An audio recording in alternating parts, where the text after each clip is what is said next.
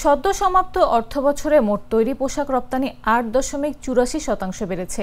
অপ্রচলিত বাজারের রপ্তানি বেড়েছে ৫.৬১%।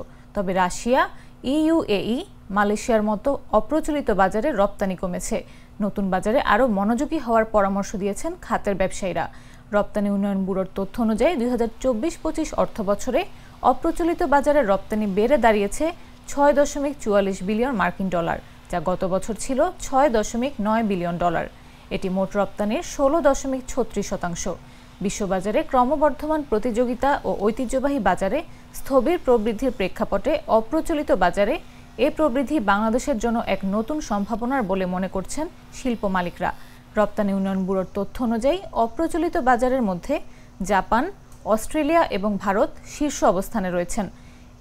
এই শ্রেণীভুক্ত বাজারগুলোর মধ্যে তুরস্কের রপ্তানি বেড়েছে ২৫.৬২%, ভারতের ১৭.৩৯% ও জাপানের ৯.১৩%।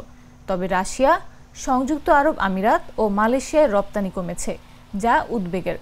বিশেষজ্ঞরা বলছেন, শুধু কম দামে পোশাক সরবরাহ করে এ বাজারে টিকে থাকা যাবে না, বরং উচ্চ মানসম্পন্ন ও নতুন ডিজাইনের পোশাক, টেকসই উৎপাদন ব্যবস্থা এবং সাশ্রয়ী অথচ পরিবেশ বান্ধব প্রক্রিয়া এসবই হতে হবে ভবিষ্যতের মূল প্রতিযোগিতার ক্ষেত্র।